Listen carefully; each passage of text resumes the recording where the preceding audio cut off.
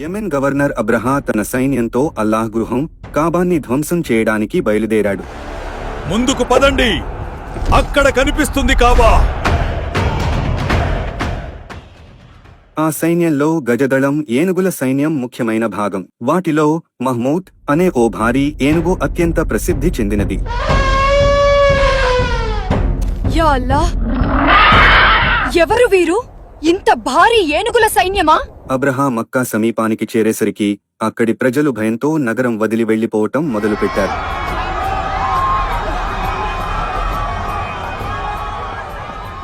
కాని ఒక్కరు మాత్రం భయపడకుండా కాబా దగ్గరే ఉన్నారు. అతను ఎవరో కాదు, అబ్దుల్ ముత్తలిబ్, ప్రవక్త గారి తాతగారు. ఓ అల్లా, ఇది నీ గృహం, నీవు మాత్రమే దీన్ని రక్షించగలవు. తర్వాత రోజు అబ్రహా సైన్యం కాబా వైపు సాగింది. ఆ సైన్యాన్ని ఉత్తేజపరుస్తూ అబ్రహా గట్టిగా ఇలా అరుస్తున్నాడు, ముందుకు పదండి, అక్కడ కనిపిస్తుంది కాబా. కాని ఆ ఏనుగులు ఒక్క అడుగు కూడా ముందుకు వేయడానికి నిరాకరించాయి. ఎవరికీ అర్థం కాలేదు ఈ ఏనుగులకు ఏమైంది అని. తర్వాత అతి పెద్ద ఏనుగు మహ్మూద్ ఆగ్రహంతో గర్జించింది. ఆ గర్జనతో సైనికుల్లో భయంతో గుబులు ఏర్పడింది. అందరూ యుద్ధభూమి విడిచి పరుగులు పెట్టారు. చివరికి వారు ఎంత ప్రయత్నించినా ఏనుగులు కదలలేదు. బదులుగా తమ సొంత సైనికులనే అడ్డుగా వచ్చిన వారిని తొక్కుకుంటూ వెళ్తుంది. అప్పుడే ప్రజలు ఆశ్చర్యంతో ఆకాశం వైపు చూశారు. అమ్మా, ఆకాశంలో చూడు! ఇదేదో విపత్తొస్తున్నట్లుంది. సుబ్హానల్లా!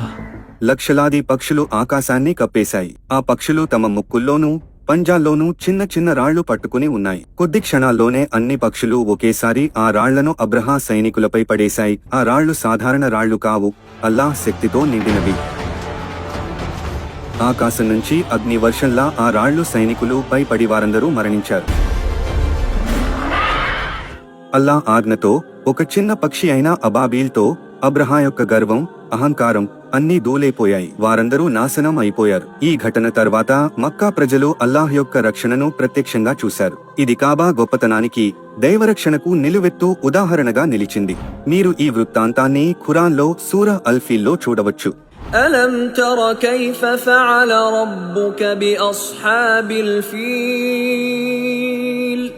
ఇది కేవలం ఒక చరిత్ర కాదు, ఇది నమ్మకానికి నిలువెత్తు సాక్ష్యం. దయచేసి ఈ వీడియోను ఎక్కువ మందికి షేర్ చేయండి. మీ వల్ల ఎవరి విశ్వాసం బలపడినా అది మీకు పుణ్యమే. మరిన్ని వీడియోస్ కోసం సబ్స్క్రైబ్ చేసుకోవడం మరవకండి.